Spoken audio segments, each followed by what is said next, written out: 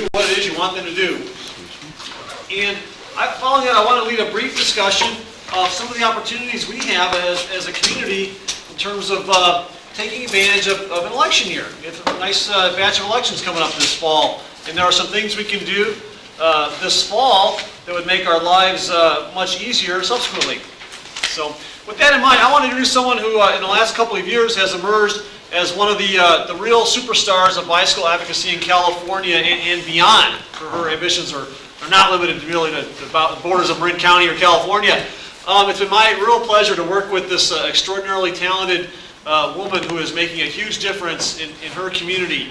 And I can't think of anyone better qualified to talk about building relations with elected officials and making them get on the bicycle agenda than our next speaker, Deb Hubsmith.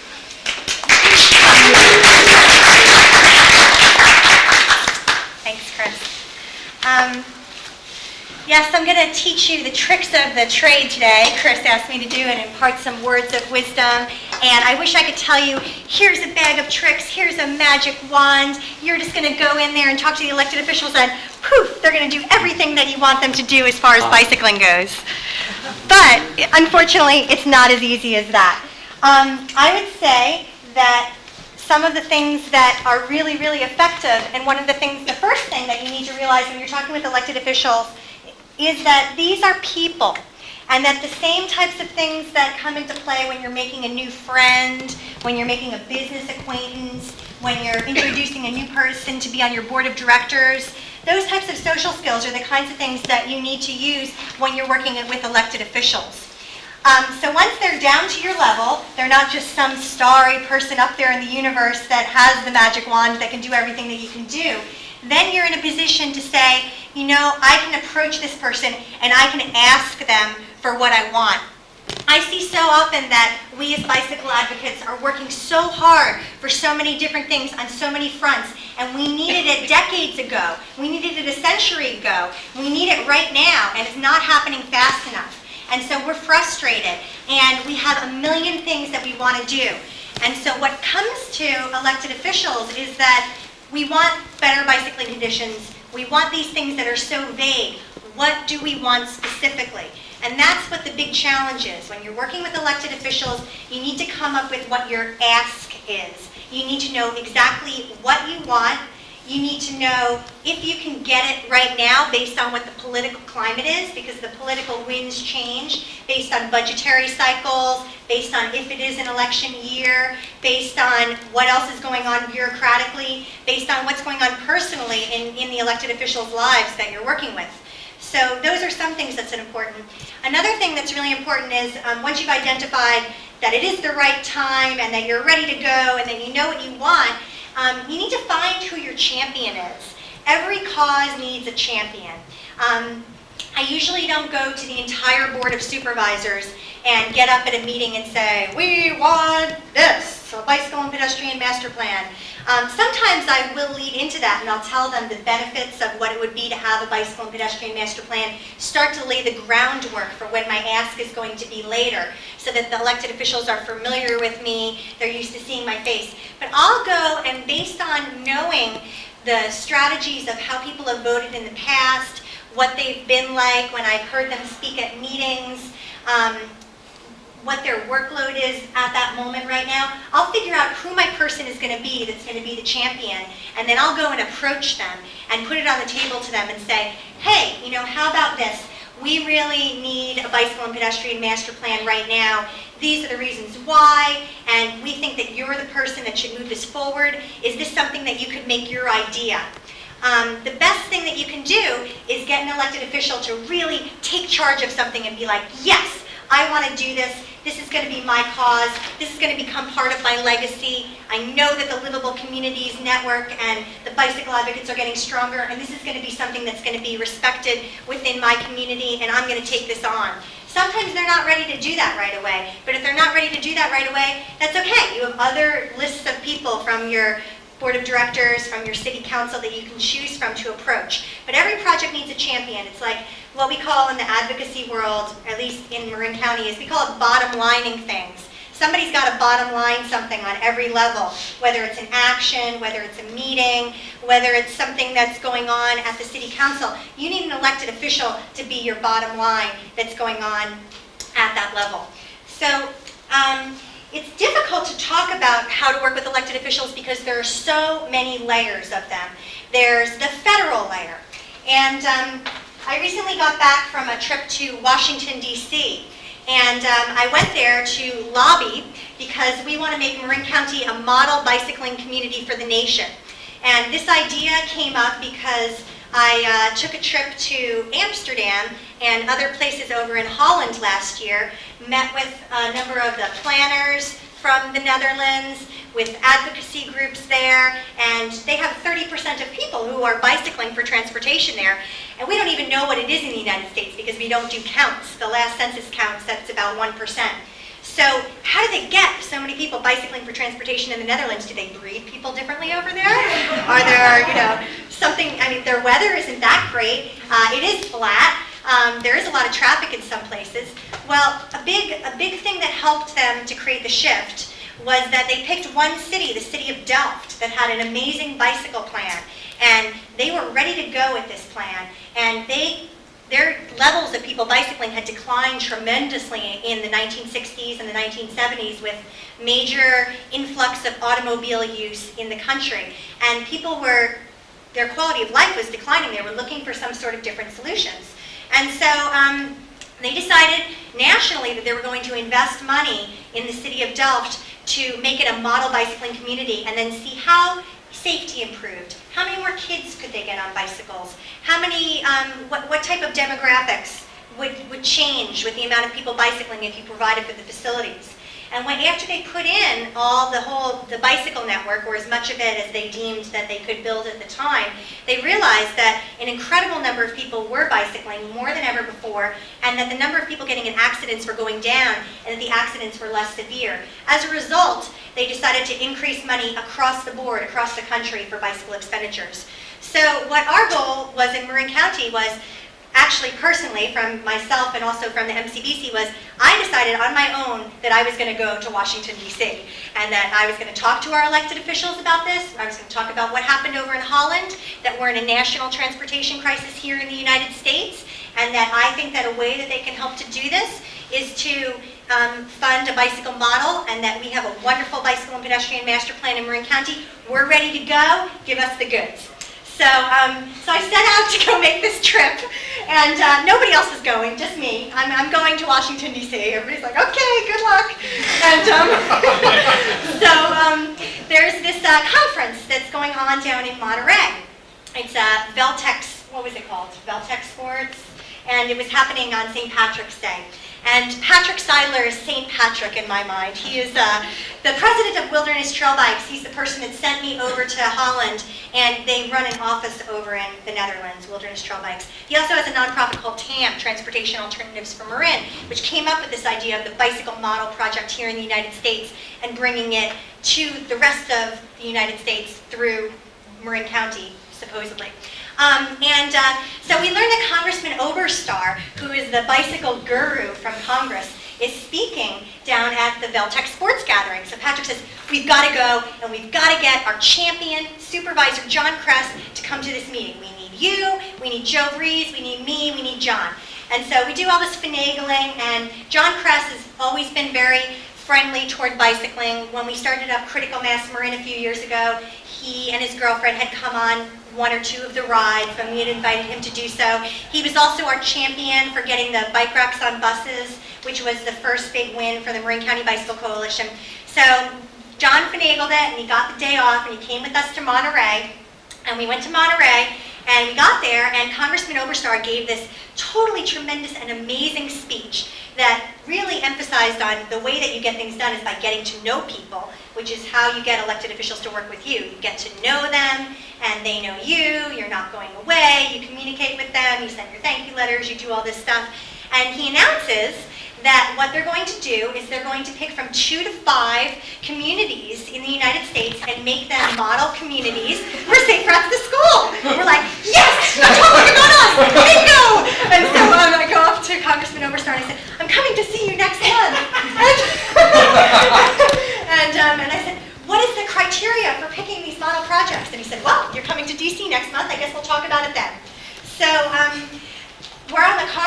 way home, well, we did have to take a car because we went all the way from Marin to Monterey. And on the way back, we're telling Supervisor John Kress, you've got to go with Debbie to Washington, D.C. And he's going, well, I don't know, that's kind of a big trip, and we've got to get approval from the Board of Supervisors and do all these things. We said, come on, Marin is going to become the model. This is going to be great. St. Francis School, mom and apple pie. It's an offer we can't refuse. Pass this up. You got to go. And so, after about 2.5 hours of nonstop talking to him about it, he was convinced. And I had gotten his home phone number, and he asked me to follow up with him on Sunday night. So by then, I had left a message for another supervisor who has been very, very friendly to transportation policies in general, has been a forefront and leader, and is also on our Metropolitan Transportation Commission, who's currently president of our Board of Supervisors, Supervisor Steve Kinsey. So I left him a message to let him know what was going on with our trip with John, because that's one way to hold elected officials accountable, is to talk to their peers, CC their peers and their other people on all kinds of different things, because you got to keep them all in the loop and know what each other is promising in order to make it go forward. And by the early next week, we were crafting a resolution within Marin County saying that the Marin County Board of Supervisors wanted to make Marin County a model bicycle community for St. Francis School and bicycle infrastructure. And so what John told us is, okay, we're going to do this with you guys, but we need your support. You are the advocates. We're not going to pass this thing if nobody's there in the room on the day that it's happening.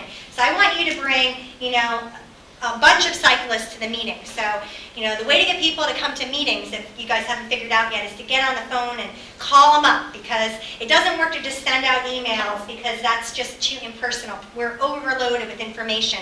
It's the same way with elected officials. The only way to get them to do something, say yes, is to really get a firm commitment in person, face to face. Well, we turned out about 20 people to that meeting, and one of the tactics that I used, and one of the things that I found works with elected officials, is that when you're speaking to a topic and when you have a whole bunch of people at a meeting, you have to realize that your one thing on their agenda that's this long, or it's really this long, and there's all these other people that need to talk about things too, and they need to move business through. So you need to know when the momentum is on your side and when you really have to fight. And when the momentum is on your side, you don't have every single person who's there in the room speak to the cause. So what I did was I got up and I spoke all about how great this is going to be for Marin County and for bicycling, if we pass this resolution, if we got chosen for St. Francis Schools. And then I said, and everyone here in this room who is here today in support of this, will you please stand up? And then 3/4 of the room stood up and they all went, oh, okay. And they were thankful that I didn't have every single person get up there and say the same thing but with a different spin on it. And we were able to pass that unanimously and move forward. So the way that I started scheduling these appointments in Washington, D.C., and this is what really kind of impressed the supervisors, was that I would just go ahead and call up the elected officials. And there are these lovely little books, Congress at Your Fingertips, and the Pocket Directory to the California Legislature. They're so great. They have photographs of every person. You can know when they're born, where they're born, what their religion is, how many children they have, all kinds of great stuff. Their website, their phone number, their fax number. And so what you do is if you want to make an appointment with an elected official, you just call them up. And you're not going to get them on the phone. You're going to get their staff. You try to be as short as possible. You know what you're going to say. Hi, my name is Deb Hubsmith. I'm the director of the Marin County Bicycle Coalition. We have an incredibly dynamic bicycle and pedestrian master plan. I'm making a trip to Washington, D.C. I'd like to make an appointment to meet with Senator Feinstein. Well, okay, you won't be able to meet with the senator, but we can set you up with somebody else. Okay, great. I get off the phone. Immediately, the first thing you do is you fax a letter. Thank you. I appreciate the opportunity to talk to you. I'm looking forward to hearing when you can make that appointment. The really important thing with working with elected officials is you have to leave a paper trail. You need to confirm and reconfirm everything that you're doing so that they know that you're serious, and so that you are able to keep a record of what's going on, what was said, what commitments were made. That's how we did some of those things.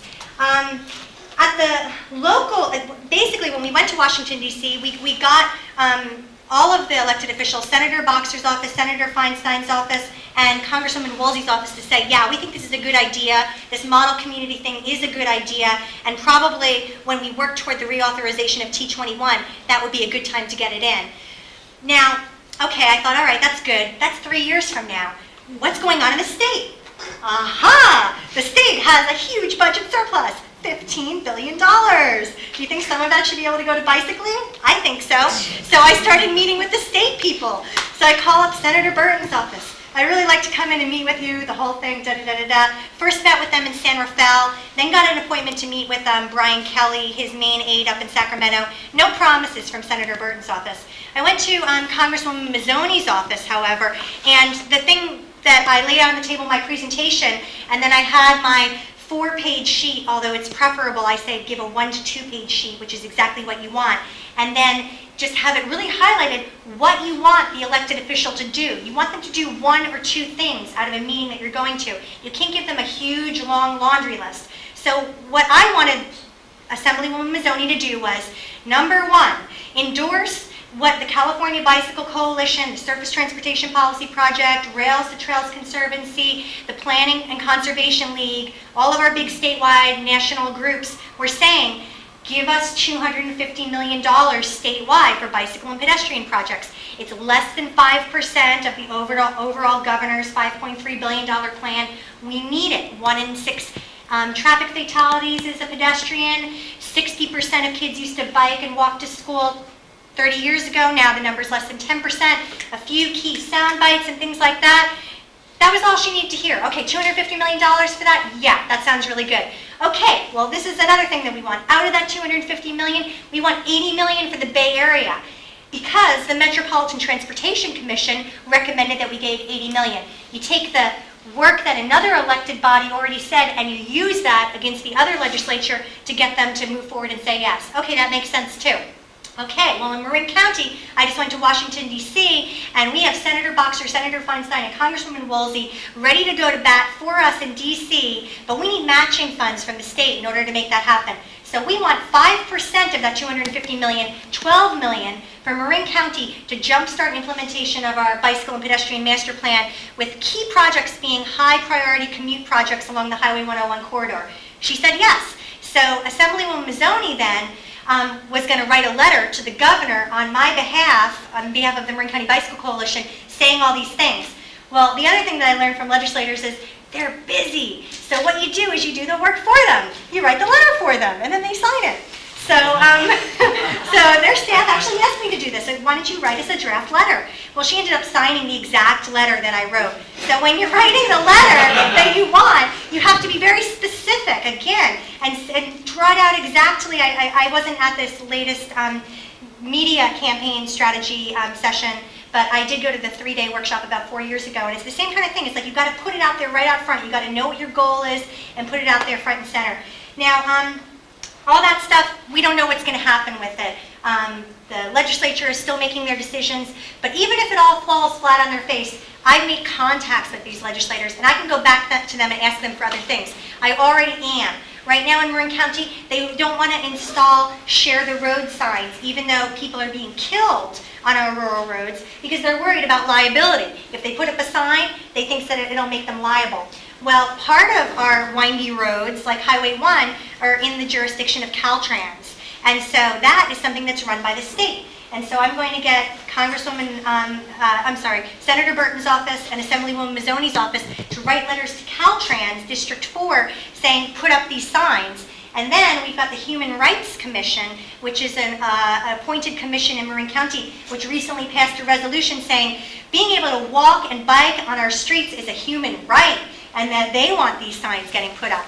And so the way to get elected officials to do things is to play them against each other also. So let's see, I've got,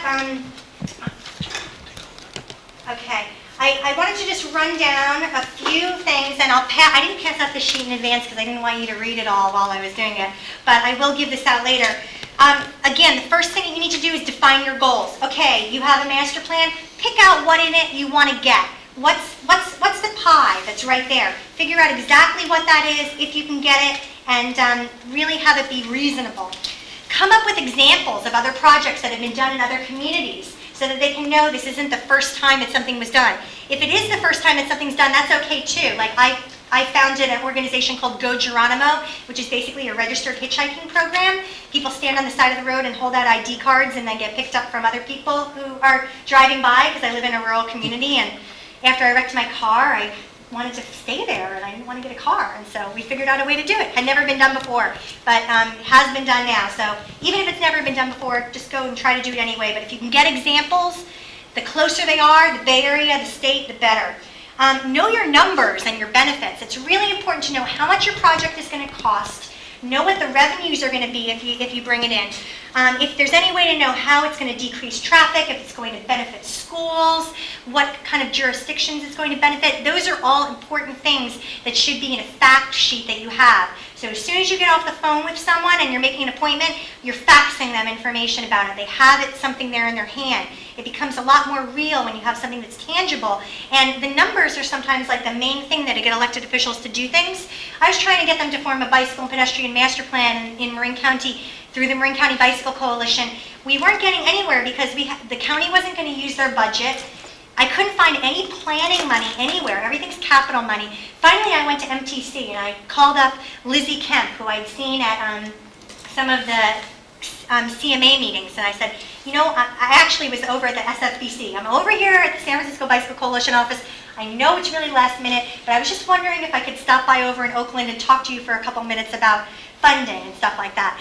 And so she told me that you can use your TDA funding once every 5 years to do a bicycle plan. And so I found out, she gave me a sheet that showed me how much money that would be. It was $180,000 for the year. That was just about how much money they had thought that it would cost to do our bicycle and pedestrian master plan. And so I was then able to go to our president of our board and the chair of our CMA, Steve Kinsey, and say, look, we can use this money to do it. And then I was able to meet with the public works director and say, hey, do you think that this would maybe be a good idea? Like, kind of like that, because I wanted to make it his idea. And amazingly enough, he said yes, because now he just hates everything I do, because we're getting too much power, I guess. But having those numbers and knowing those benefits and those kind of things are invaluable. You've got to know the decision-making structure is another thing. Every organization is different. It's like the Metropolitan Transportation Commission.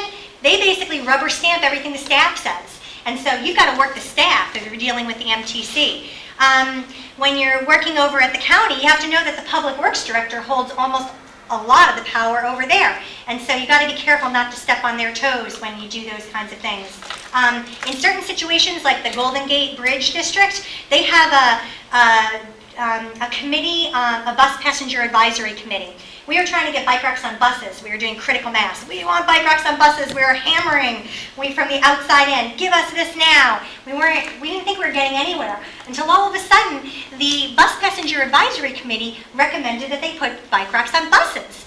And the reason why was because anytime a person with a bicycle was on the bus, on the inside of the bus, there were only 2 routes you could bring your bike on, the person in the wheelchair would bump the person on the bicycle, and then the person on the bicycle would be stranded in God knows where and not have any way to get anywhere. And so then we were able to take that. Once you have a recommendation from an advisory committee, which is one good way, we kind of just had a bash on the BPAC session downstairs before, but if you can get your BPAC to come up with a good recommendation, then the Bicycle Coalition can run with that and push that as your advisory body is recommending this. So know your decision-making structure and who you have to get to approve things. You got to know when the time is right and time is wrong. I mentioned about the Share the Road things and the Human Rights Commission that passed this resolution.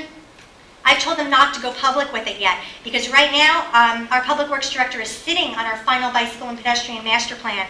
It is all done, and he hasn't fully released it yet to the public, and one of the main things that they haven't wanted in there is signage in the communities. And I feel like if we go public with we want the signage thing now before the plan is out, then it might get wiped out of the plan. So we're going to wait for the plan to come out, and then we're going to hit them with the stuff. So that's all under the category called do your homework. With working with elected officials. The next thing is working the system. If you can know the staff, if you can get the staff on your side, then that's golden, because most of the time when you go to these public meetings, the staff makes a recommendation to the board. And if the staff is going to totally recommend against what you're doing, then that's going to make it a lot harder for you to advocate. because there's two ways to advocate. There's from the outside in and then from the inside out. I usually try to go the inside out, and then if that doesn't work, then we go the outside in. I see a lot of bike advocates only try from the outside in, and that is a lot more work and a lot more tiring, and you burn people out that way. So get to know staff, make them your friend. Once you become a part of the daily kind of practices of them, then you're more respected within their the whole structure of the organization. You can refer to staff when you're talking to the elected officials. Go to meetings. I go to every single congestion management agency meeting, whether there's something on the agenda for bicycling or not, and I speak at every single meeting. I'll get up there at open time and I'll just let them know about one thing or another. I'll keep it short, but they'll see my face, they know I'm serious, and they know I'm not going away. Know the positions of other elected bodies. As I was mentioning, you can sometimes leverage one against the other. When we were trying to get the bike racks on the buses, Golden Gate Transit was really dragging their feet. We had new legislation that had to be introduced to relieve the liability of drivers for bike racks on buses. Then they missed a grant deadline that they knew about for 5 months.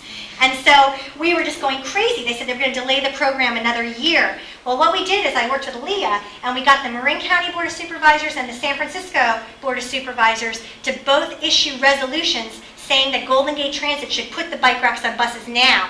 And the way that we were able to really clinch it to the Board of Supervisors and sell it as the reason why Golden Gate Transit should do this was because of an internal memo that I had staff create almost a year prior, where I asked them to calculate what the cost benefits of having the bike racks would be. And I wanted them to distribute it to the board of directors, and they never did it, but I had it, and it was there on their letterhead. And so I turned around and gave it to the board of directors, and then all of a sudden they were getting it from both counties, and they were pretty embarrassed. It got all out in the press, and next thing you know, they happened to find another granting source. It's like, the money thing is like, don't let money stop you. People say there's no money. That's not true. There's tons of money out there. All it takes is political will. And it's our job as the advocates to rally up the political will. And it's our job to know who's boss. Those bureaucrats are not boss. We do have to work with them, and we have to make them our friends. But we go to those city council meetings, we nurture those relationships, we get them on the side. So you got to communicate with these elected officials. Once you know what you want and you're asking for it, you have to be positive, and you have to continue to be positive, as there are going to be darts that are thrown in your plan, left and right. You're going to be dodging them, but it's going to be okay. We're going to get through it. A lot of the things I see sometimes bicycle advocates speak at meetings, and they're angry, and we are angry, because people are getting killed out there and hurt out there unnecessarily. But we have to bring our passion into it and leave the anger at the door, because if you have the anger, people react defensively to that. You just have to think about how people react to anything. Okay, you got to put it in writing, as I mentioned before. After you get off the phone with someone, you get their commitment in writing, and then you CC it to other people so other people know about it also. Now, if that sort of steps on their toes a little bit, they'll let you know, just to kind of keep the communication within them. But you can also blind CC things to people and just keep others in the loop. Keep that paper trail going. You got to keep their trust once you gain it.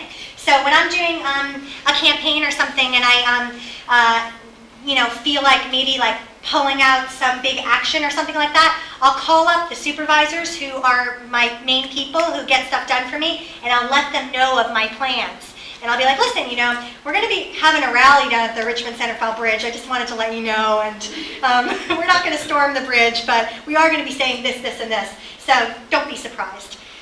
Stick to your goals. Once you know what you want, don't change it and add a million demands on top of it. Oh, and by the way, there's this other street, and No, don't do that. You got to do it one at a time, because if you put too much on, you're not going to get anything done.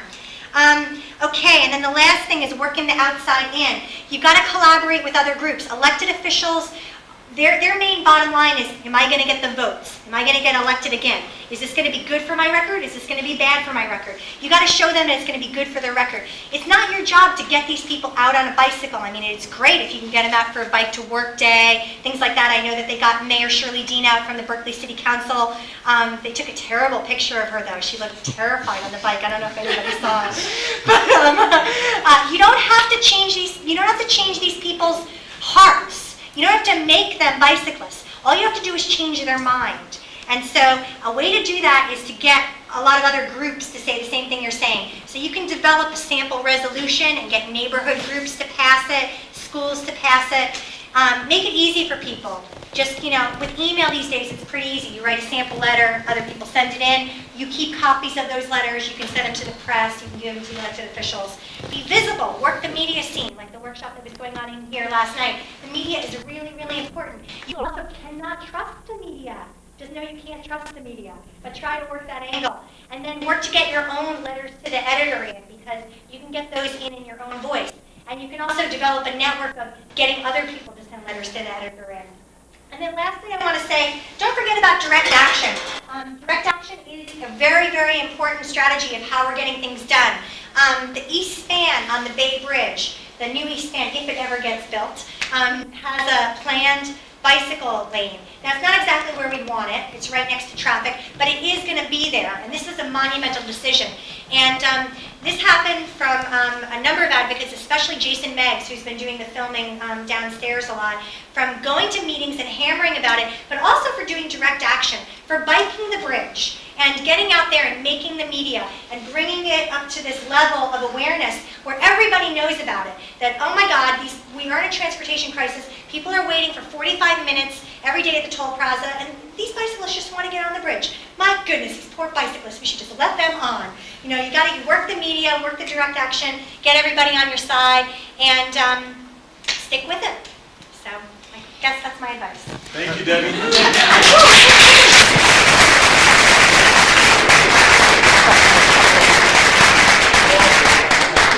Well, I may be slow, but I'm not stupid. There's no way I'm going to get to follow that.